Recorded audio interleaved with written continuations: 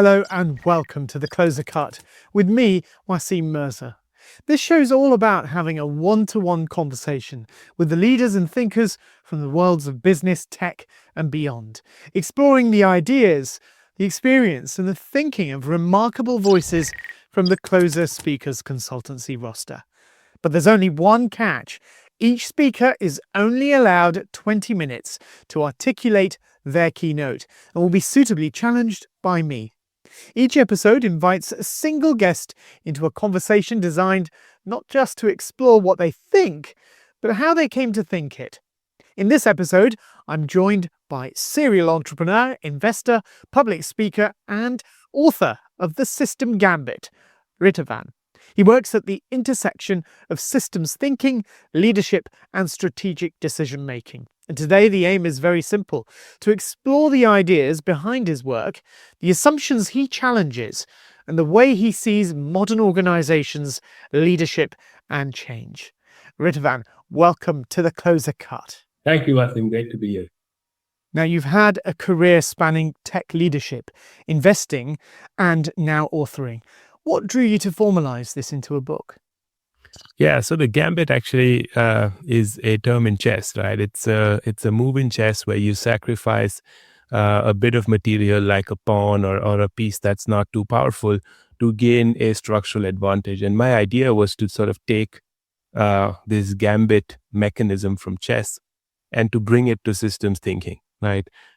So everyone is part of a system, and the idea of the system gambit is, what do you need to sacrifice short term to gain a structural advantage? And here is the difference with chess, not in the same system, but in a new system. Because in chess, when you sacrifice a pawn to gain a structural advantage via a gambit, you're still playing chess. In the systems world, right? The system gambit is about sacrificing something in the existing system to gain a structural advantage that compounds in a new system. Now, when you were writing the book, what was the deeper tension or the frustration that you were trying to address? My previous book, Data Impact, was a lot more tactical and a lot more, a bit like an operating manual of sorts, based on the scars, the learnings, and everything I gained from a decade in the trenches. I think this time I'm just taking it a notch higher, and like I said, it's really about a bird's eye view of the entire battlefield, right? It's how do you see things that the others on the playing field are not seeing? How do you play a game that the others on the playing field haven't thought about? And more importantly, how do you design a game that leverages your proprietary asymmetric strengths? Because if you build and design a game around your proprietary asymmetric strengths, by design, you will structurally achieve your goals. I think the biggest problem is that when a new technology emerges, people always take what they think is the smart, rational thing. And one could argue that in the existing system, it is actually the rational thing. But the problem is that leads you down a road that does not lead to a better system, right? And if one takes a step back, right, people get very excited about these kind of descriptive lenses like the Gartner hype cycle or the J curve or whatever. And all of these are nice descriptive lenses to show you what's happening, but it does not go down to the fundamental mechanism of what's happening. It does not tell you why something is happening and how it's happening.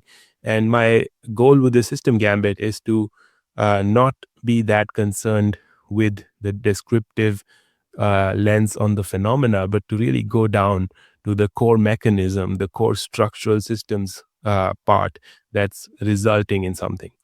And once one understands that, right, then it's not about can I predict what will happen, but much more can I shape it? Can I take back control of the system I'm in? Because now I have understood the structural mechanism that underlies it.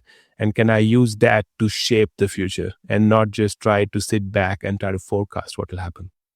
And when you look at the way people build now and lead and scale a business today, it often feels as though speed is rewarded much more than clarity. Yes, definitely, and I think that is in part the problem because of this obsession with speed, one naturally ends up in the system anti gambit, meaning the short, incremental, fast gain shows up in the metrics of the current system, right? But that sort of moves you deeper into the existing paradigm and system, which means switching to a new one or building a new structural advantage becomes more expensive.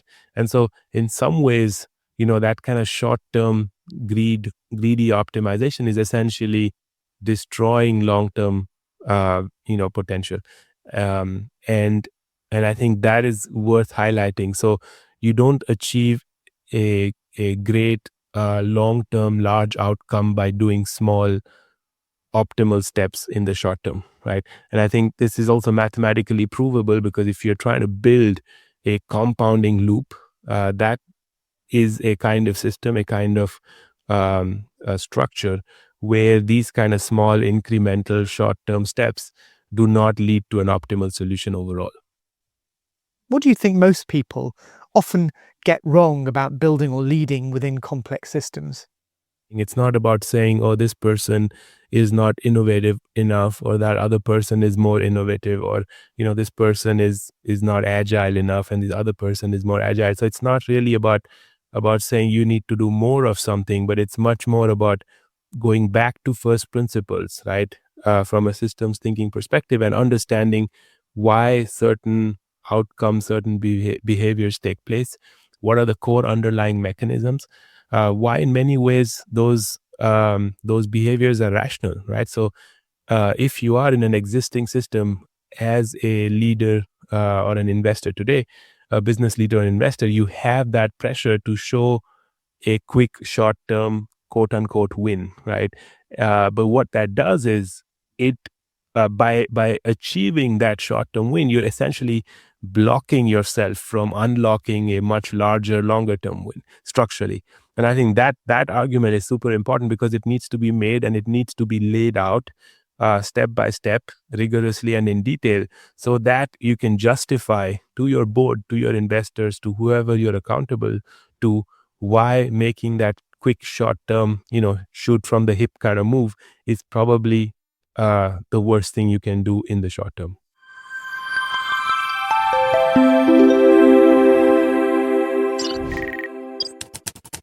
What do you think most people often get wrong about building or leading within complex systems? I think the most common observation is that uh, the larger an organization gets, or the more high pressure or fast moving an environment is, people get further slotted into fixed roles with smaller remits. And so the understanding of what the entire system is about, right? The causal understanding of that system, understanding the moving parts, and more importantly, even understanding how whatever system you are in is part of a larger system.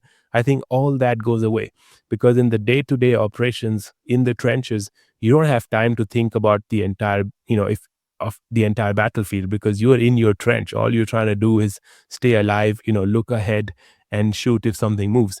And I think that's the point uh, of an author, is to give you that bird's eye view. And what that also meant for me personally, right? In just to use the language of the system gambit, I had to sacrifice short-term operating opportunities and compensation to be able to step out of the game, right? To get this bird's eye view. I can't myself be in the trenches leading a business and also be the person with the bird's eye view. And I think that's something that was pretty obvious to me very quickly. And so, in some ways, the system gambit was born through a system gambit. So I sort of willingly chose, right, to step back from an operating leadership role to get the space, the bandwidth to think about this deeply, to then be able to articulate it and create a useful, book which is essentially a product for a business leader or investor, or even an ambitious professional trying to make an impact. How do you see AI and rapid disruption changing the game for the kinds of systems that you describe? What is unique about AI is that it's trained on historical data, um, which by definition has to come from the existing paradigm, right? The existing system paradigm you're in. And so, what AI exacerbates is that it its predictions, its capabilities are all built on the existing system. And so, for the first time in history, you actually have a technology with revolutionary potential, but it's pointing you to the status quo. And if you look across technologies all through history, every time they have, required rethinking uh, the entire playing field, rethinking the entire system from first principles, right? It's not about just slotting in, um, you know, oth- it's not just about slotting in what already exists, right? Otherwise, our aircrafts would be a horse-pulled carriages with wings on them or something like that, right? So that I think the point is, just slotting something in looks valuable in the short term, right? Because you might perhaps squeeze out, small efficiency gains, but doing that structurally blocks you from trying to uh, unlock and achieve compounding value later. And in fact, this is sort of the inverse concept to the system gambit, and it's what I call the system anti gambit in the book. So the system anti gambit is basically trying to do something that has small incremental gains in the existing system. But by doing that, you're precisely blocking yourself from moving into a new system with where you have a structural advantage, which allows you to compound value. And so these two concepts are go together.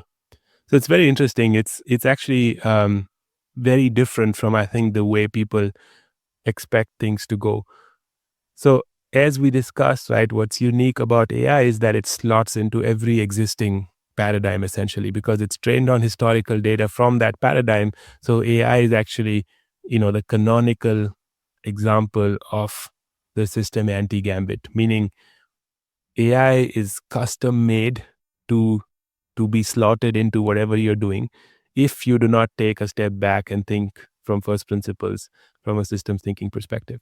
And so what everyone is rushing to do is to adopt AI, right? And what adopt AI means, in a very banal way, is to pull out their credit card, get an API key, and start using AI into what they're doing every day, right? The point is, if you can do it, so can everyone else. And more importantly, uh, taking something, slotting it into what you're already doing, entrenches you further in the game you're playing. And so, purely from a structural perspective, you're not gaining any advantage. Um, if you do gain a small tactical advantage, it gets competed away because anyone with a credit card can get an API key and can do what you're doing. And so, this idea of proprietary asymmetry becomes so important because AI essentially makes the system anti-gambit easy for you to do, and hence also the most expensive mistake you can make, because as everyone goes down that road, as the herd jumps off the cliff, if you jump off the cliff with them, you're essentially guaranteeing harm to yourself. If instead you take a step back and for yourself, for your system, think from a first principle system thinking perspective, you will see that sacrificing short term gains in the existing metrics will help you take a step back to gain a structural advantage, to unlock leverage based on your proprietary asymmetric strengths, to then play a different game that is built around what you can uniquely do and your unique strengths. And no one can copy you there, right? So they might have a credit card, they might have a lot more resources, a lot more capital than you, but they can structurally not play that game. Forget trying to beat you at it. They can't even play the game. And I think the important thing with AI is, for the first time in history, you have a technology that slots in and kind of, makes everyone jump off the cliff as part of the herd more easily than ever. And hence, it's the most expensive mistake you can make. And so, just to wrap it up, take a step back, think from first principles, and play the game you can uniquely play.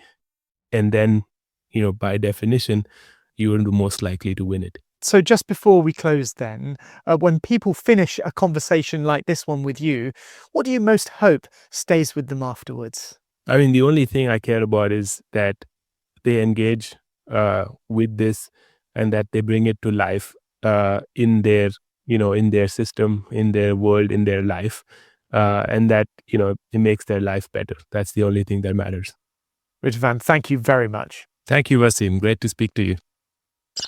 Well, you've been listening and watching, I hope, to my conversation with Ritavan, the serial entrepreneur, public speaker, and the author of The System Gambit. Available now to book for your next speaking engagement with the Closer Speakers Consultancy.